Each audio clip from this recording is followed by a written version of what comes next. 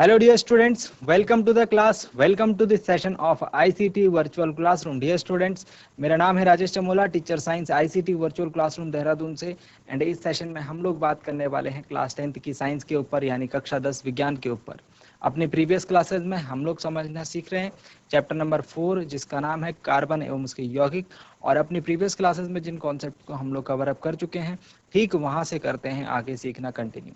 तो चलिए स्टार्ट करते हैं आज की क्लास को, और आगे की बातों को समझने के लिए हम चलते हैं स्मार्ट बोर्ड की स्क्रीन पर। तो चलिए, हम लोग लास्ट क्लास में कि कार्बन एवं उसके यौगिकों में हम लोग अब नामकरण पे आ रहे थे। ठीक है, हमने देख लिया था श्रृंखला और शाखा और वलय, ये जो स्ट्रक्चर थे, हमने उनकी श्रृंखला, शाखा और वलय वाला स्ट्रक्चर देख लिया था। ठीक है, और अब हम लोग फाइनली आ रहे हैं किस पॉइंट के ऊपर कि किस प्रकार से हम लोग कार्बनिक यौगिकों में प्रकार्यात्मक समूह यानी कि फंक्शनल ग्रुप को ऐड कर सकते हैं, और उसके आधार पर कार्बनिक का यौगिक का यानी कार्बनिक कंपाउंड का क्या नाम होगा। ठीक है, चलिए नोट डाउन कीजिए इस बात को। तो अपनी पिछली क्लास में हम लोग कुछ इस बात पे डिस्कशन कर रहे थे अपना, कि हमने ये देखा था कि किसी कार्बनिक यौगिक का हम लोग इस प्रकार से उसकी डिफरेंट संरचना, डिफरेंट स्ट्रक्चर हम लोग बना सकते हैं, है ना। हम लोगों ने उसकी अलग अलग संरचनाएं देखी थी बननी। तो यहाँ पर जैसे कि आप देख रहे हैं, इसमें पेंटेन यानी कि C5H12 का नाम लिखा हुआ है। ठीक है, और इसके आप देखो 5 कार्बन और 12 हाइड्रोजन के साथ हम इतने प्रकार से इसको बना सकते हैं। ठीक है, इसके अलावा ये तो हो गया कार्बन 5 की बात। कार्बन 4 तक कैसा होता था, कार्बन 1 2 3 के साथ क्या होता था वो हमने समझा। और फिर मैंने बात करी थी C6H14 यानी 6 कार्बन और 14 हाइड्रोजन। तो 6 कार्बन 14 हाइड्रोजन के साथ एक ऐसा स्ट्रक्चर बन रहा था जिसमें कि सारे कार्बन परमाणु एक चैन की फॉर्म में यानी कि एक रिंग की फॉर्म में थे, एक गोल रिंग की फॉर्म में थे। ठीक है, तो ये हो गया हमारा, इसको मैंने नाम दिया था साइक्लोहेक्सेन, क्योंकि यहाँ पर साइकिल बनती हुई मुझे दिख रही है, किसकी, कार्बन की एक साइकिल बनती हुई दिख रही है। आई बात समझ में। ठीक है, तो ये हो गया साइक्लोहेक्सेन। आज हम इससे आगे की बात करेंगे। तो साइक्लोहेक्सेन तक हम लोग कवर अप कर चुके हैं। अब एक नए पदार्थ के बारे में बात कर रहे हैं, एक नए कार्बनिक यौगिक के बारे में बात कर रहे हैं, जिसमें कार्बन तो 6 होते हैं लेकिन हाइड्रोजन भी 6 होते हैं। कार्बन तो 6 होते हैं लेकिन हाइड्रोजन भी 6 होते हैं। तो कैसे बनता है इसका स्ट्रक्चर, जरा देखेंगे। 6 कार्बन हो गए, 1 2 3 4 5 एंड 6। ठीक है, इस प्रकार से 6 कार्बन हो गए। सभी कार्बन के बीच में सिंगल बॉन्ड रहता है। ठीक है, सभी कार्बन के बीच में सिंगल बॉन्ड रहता है। तो ये कार्बन कार्बन के बीच में सिंगल, ये कार्बन कार्बन के बीच में सिंगल, यहाँ सिंगल, यहाँ सिंगल, यहाँ सिंगल और यहाँ सिंगल। लेकिन इसमें ध्यान देने वाली बात यह है कि जो एकांतर कार्बन होते हैं उनके बीच में डबल द्विआबंध होता है। मतलब जैसे यहाँ पर डबल बॉन्ड है, इन दोनों कार्बन के बीच में डबल बॉन्ड है, तो इसके बाद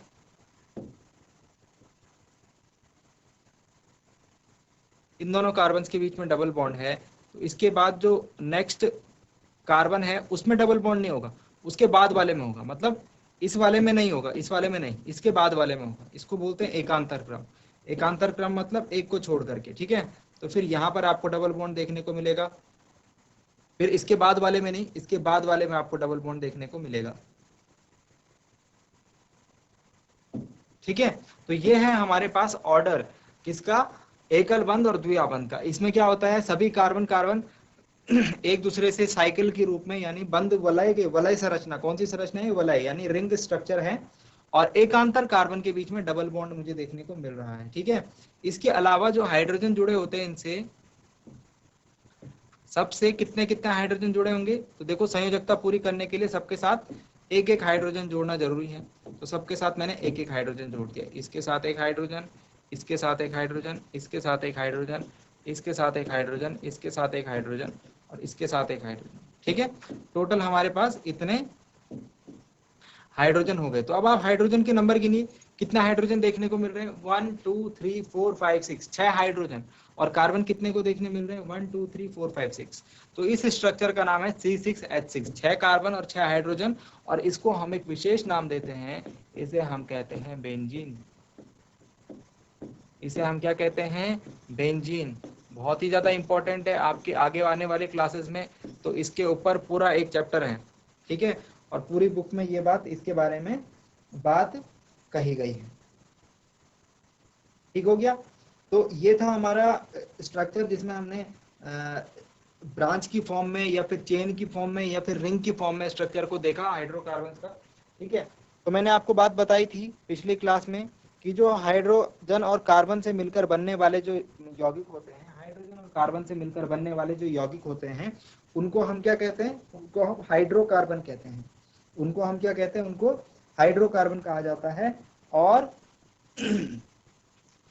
और एक और बात इसमें आज ऐड करना चाहूंगा, चलिए नेक्स्ट पेज पर लिखते हैं। एक और बात आपको बताना चाहूंगा कि जो हाइड्रोकार्बन होते हैं, सबसे पहले तो हाइड्रोकार्बन क्या होते हैं, हाइड्रोजन एवं कार्बन से मिलकर बनने वाले यौगिक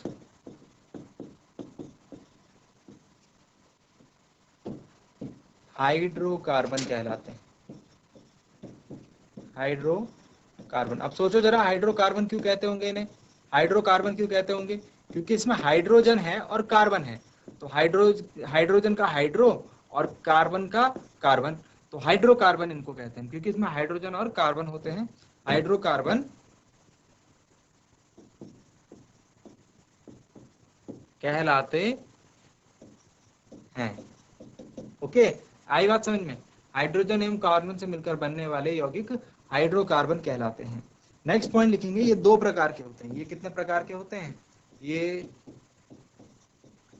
दो प्रकार के होते हैं। ये दो प्रकार के होते हैं। नंबर वन बात की जाए तो संतृप्त हाइड्रोकार्बन,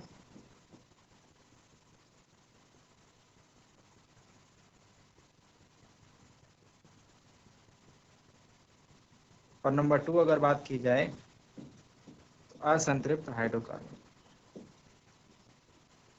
इतनी बात समझ में आ गई, ठीक है, इतनी बात समझ में आ गई। अब हेडिंग डालेंगे संतृप्त हाइड्रोकार्बन, हेडिंग डालेंगे संतृप्त हाइड्रोकार्बन।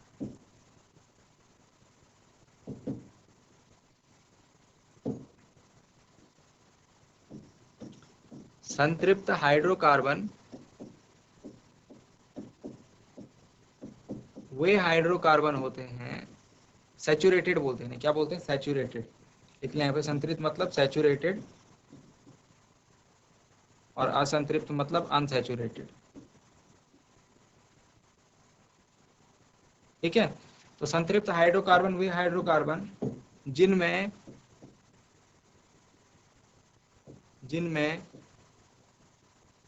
वे हाइड्रोकार्बन जिनमें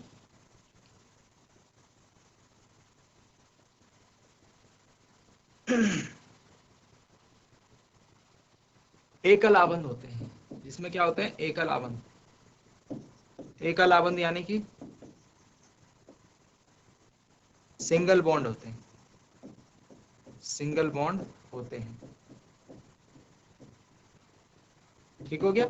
और इन्हें हम क्या कहते हैं, इन्हें एल्केन कहते हैं।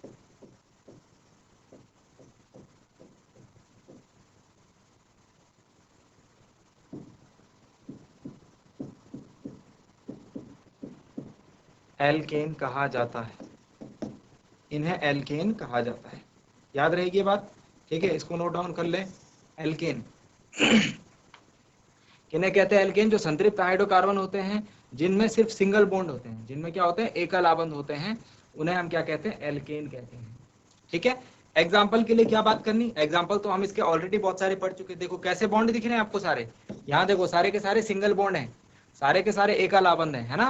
तो ये क्या है, हेक्सेन। हेक्सेन क्या हो गया भाई, हेक्सेन को आप इसमें एग्जाम्पल लिख सकते हो, उदाहरण, एग्जाम्पल हेक्सेन हो गया हमारा, ठीक है। ऐसे जिसके पीछे एन आएगा ना वो संतृप्त हाइड्रोकार्बन होगा, जैसे कि ब्यूटेन हो गया, प्रोपेन हो गया आदि, ठीक है।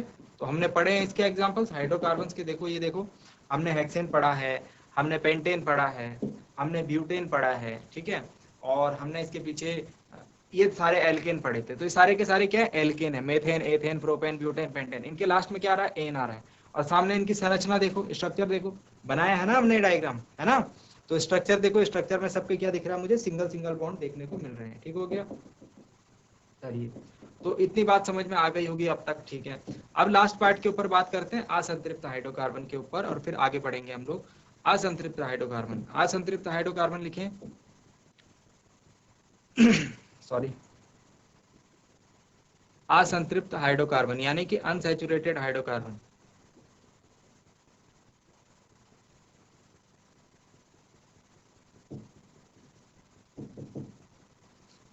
असंतृप्त हाइड्रोकार्बन कौन से होंगे, जिनमें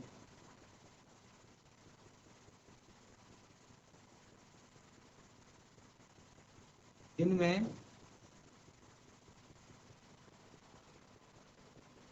दोहरे या त्रिआबंध, या तो दो आबंध हो यानी डबल बॉन्ड हो, या फिर ट्रिपल बॉन्ड हो, डबल और ट्रिपल बॉन्ड,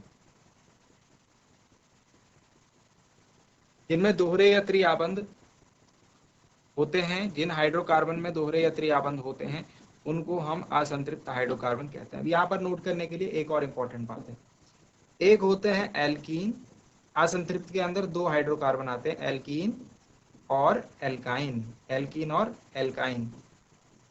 तो एल्कीन याद रखेंगे, एल्कीन कौन हो गए, एल्कीन में आप लिखेंगे कि जिनके बीच में द्विआबंध होता है, जिनके बीच में दोहरे आबंध वाले, ऐसे लिख रहा हूं मैं, ठीक है, समझाने के लिए, डबल बॉन्ड वाले। तो असंतृप्त हाइड्रोकार्बन कौन से वाले, जिनमें दोहरे आबंध होते हैं उनको एल्कीन बोलते हैं, ठीक है। और त्रिआबंध वाले, असंतृप्त हाइड्रोकार्बन कौन से, जिनमें कि त्रिआबंध होते हैं यानी कि ट्रिपल बॉन्ड होते हैं, वो वाले असंतृप्त हाइड्रोकार्बन क्या कहलाते हैं, एल्काइन कहलाते हैं। आई बात समझ में। तो ये था हमारे पास हाइड्रोकार्बन। हाइड्रोकार्बन दो प्रकार के होते हैं, संतृप्त और असंतृप्त। और संतृप्त हाइड्रोकार्बन को हम एल्केन कहते हैं, असंतृप्त में एल्कीन और एल्काइन आ जाएगा। जिनमें डबल बॉन्ड होगा उनको एल्कीन कहेंगे, जिनमें ट्रिपल बॉन्ड होगा उनको एल्काइन कहेंगे। I think this is clear, यहाँ तक बातें क्लियर हो चुकी है मेरे हिसाब से, ठीक है। अब आगे बढ़ते हैं हम लोग। अच्छा, इनके एग्जाम्पल बोलोगे आप, सर इनके एग्जाम्पल नहीं दिए, तो इनके एग्जाम्पल यहाँ पर लिख लेता हूँ मैं, ठीक है। एल्कीन, एल्कीन मतलब आप सिंपली एल्कीन, उदाहरण लिख रहे हैं हम यहाँ पे, ठीक है, एग्जाम्पल्स लिख रहे हैं, उदाहरण। तो एल्कीन के जो एग्जाम्पल हैं, एल्कीन, एल्कीन को ऐसे लिखते हैं इंग्लिश में ALKENE, ठीक है। और एल्काइन को लिखते हैं ALKYNE, ठीक हो गया। तो डबल बॉन्ड होगा तो एल्कीन हो जाएगा, एल्काइन, डबल बॉन्ड होगा तो एल्काइन हो जाएगा। तो एल्कीन का क्या हो गया, जैसे हमारे पास मेथेन, एथेन, प्रोपेन, ब्यूटेन था ना, जैसे हमारे पास क्या था, मेथेन, एथेन, प्रोपेन, ब्यूटेन। तो यहाँ पर क्या हो जाएगा, मेथीन, मेथीन नहीं होता, मेथीन से नहीं होगा, एथीन से होगा, ठीक है। एथीन और ब्यूटीन, प्रोपीन, ठीक है। ENE लिख देते हैं हम, ENE, देखो स्पेलिंग कैसे होगी, PROPENE। तो जिसके लास्ट में ENE आएगा, इंग्लिश में ENE और हिंदी में ईन आएगा, वो क्या होंगे, एल्कीन होंगे, ठीक हो गया। और ऐसे एल्काइन, तो एल्काइन के लास्ट में क्या आएगा भाई, आइन आएगा, जैसे एथाइन, ब्यूटाइन, ठीक है, प्रोपाइन, स्पेलिंग देख लो, PROPYNE, तो जिसके लास्ट में YNE आएगा वो होंगे एल्काइन, और जिनके लास्ट में आवाज आएगी आइन की, ठीक है, वो होंगे एल्काइन, ठीक है। इनके स्ट्रक्चर देख लेते हैं। अच्छा, स्ट्रक्चर से पहले मैं आपको एक नोट लिखवा देता हूँ और उसमें सूत्र के ऊपर बात हम करेंगे, फॉर्मूला के ऊपर बात हम करेंगे, ठीक है। तो यहाँ पर लिखें एल्केन, एल्कीन और एल्काइन का जो फॉर्मूला है, जनरल फॉर्मूला, मतलब फॉर्मूला के फॉर्म में हम बात करते हैं। तो एल्केन का जो सूत्र होता है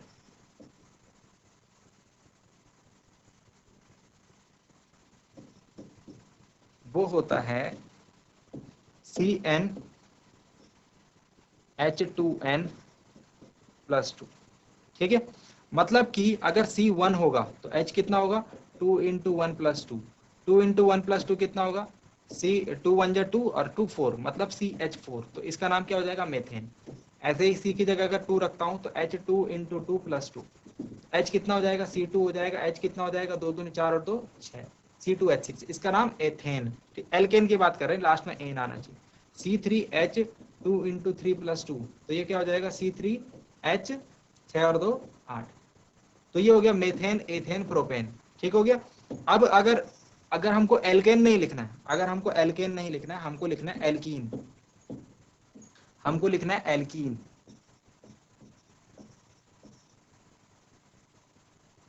एल्कीन का सूत्र, एल्कीन का जो फॉर्मूला होता है वो होता है CnH2n, CnH2n, मतलब कि अगर कार्बन 1 रखेंगे तो H कितना हो जाएगा, 2 × 1, मतलब CH2, ठीक है। और CH2 नहीं, मैंने बोला मेथेन से नहीं होगा। यहाँ नीचे ना ध्यान रखना, यहाँ नीचे आप N की वैल्यू जो होगी 1 से ऊपर रखेंगे, 1 नहीं रखेंगे, ठीक है, 2 3 4 5 रखेंगे एल्कीन और एल्काइन में, ठीक है ना, इस बात को ध्यान रखेंगे। चलिए, ऐसा ऐसा क्यों होता है, अगर आप पूछोगे ऐसा क्यों होता है सर, तो ऐसा इसलिए होता है क्योंकि डबल या ट्रिपल बॉन्ड जो है 2 कार्बन के बीच में बनता है ना, तो कार्बन तो 1 में तो एक ही कार्बन होगा, समझ रहे हो, समझ में आया तो ठीक, नहीं तो बस इतना ध्यान रखो कि कार्बन आपको यहाँ नीचे n से ज्यादा रखना है, तो C2 रखेंगे, C2H2 × 2, मतलब C2 और H कितना हो जाएगा, 4, क्या हो जाएगा इसका नाम, भाई दो वाले का नाम क्या था, उधर एथेन था, इसका नाम हो जाएगा एथीन, ठीक है। C3H2 × 3, जब कार्बन 3 होते हैं तो उसका नाम क्या होता है, प्रोपेन, तो यहाँ पर हो गया C3H6, इसका नाम क्या हो जाएगा, प्रोपीन, ठीक है, इस टाइप से। अब इनकी संरचना बनाना भी सिखाऊंगा मैं आपको, ठीक है ना। अभी देखो, अब लास्ट एल्काइन, एल्काइन का फॉर्मूला,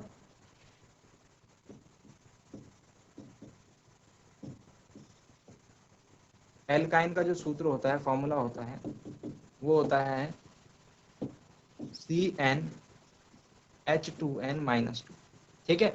n यहाँ भी 1 से बड़ा रखेंगे हम, तो जैसे सपोज हमारे पास C3 है, C3 को हम क्या बोलते हैं, प्रोपेन, ठीक है। तो यहाँ देखो C3 के साथ ये क्या बनेगा, 2 × 3-2, मतलब C3 हो गया, और हाइड्रोजन कितना हो जाएगा, 3 दूनी 6 में से 2 गए 4, तो हाइड्रोजन 4 हो गया। इसका नाम क्या होगा भाई, इसका नाम होगा प्रोपाइन, प्रोपाइन, 3 कार्बन को प्रोपेन बोलते हैं, प्रोपाइन हो गया, ठीक है।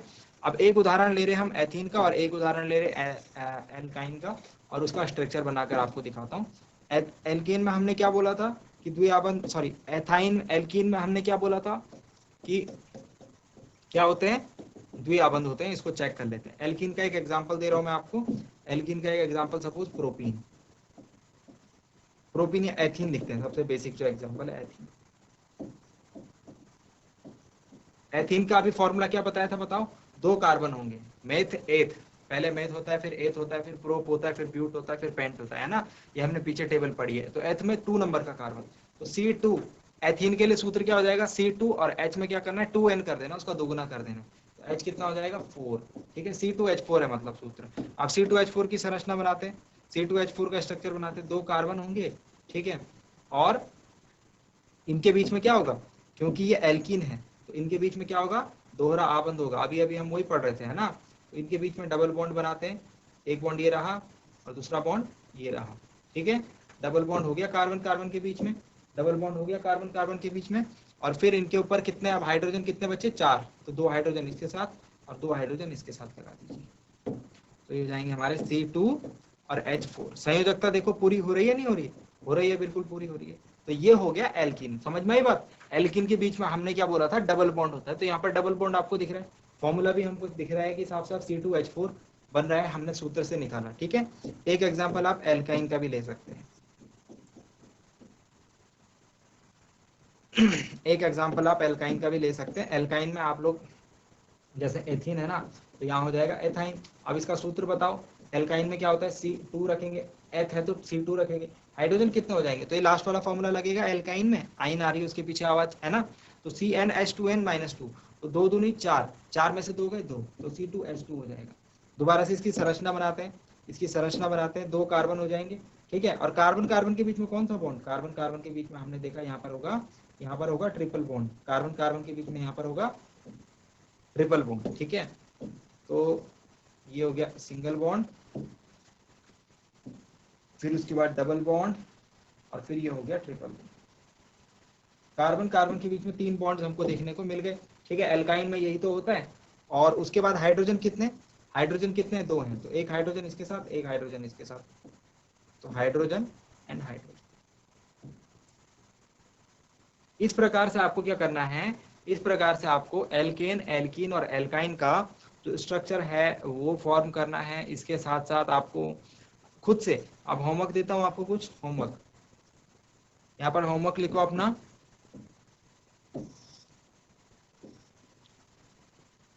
होमवर्क में लिखेंगे आपको क्या करना है, एल्केन, एल्कीन व एल्काइन के 5 उदाहरण लिखने हैं व बंद दर्शाने हैं। उसमें बॉन्डिंग दर्शानी है, मतलब जैसे हमने ये करा ना एल्कीन और एल्काइन के लिए, ऐसा ही आपको सेम टू सेम 4 एल्कीन और 4 एल्काइन और 5 एल्केन लिखने हैं। तो डियर स्टूडेंट्स, आई होप कि आज जो बातें बताई गई आपको वो समझ में आई होंगी, इंटरेस्टिंग लगी होंगी, और आप यहाँ से कुछ नया सीख कर जरूर जा रहे होंगे। ये भी उम्मीद करता हूँ कि घर जाकर आप इन चीज़ों को एक बार जरूर देखेंगे, रिवाइज करेंगे, और अगले क्लास में आप लोग अपने होमवर्क करके आएंगे। अगली क्लास में मिलते हैं एक नए और इंटरेस्टिंग टॉपिक के साथ। क्लास से जुड़ने के लिए आप सभी का बहुत बहुत धन्यवाद। Thank you very much and have a nice day.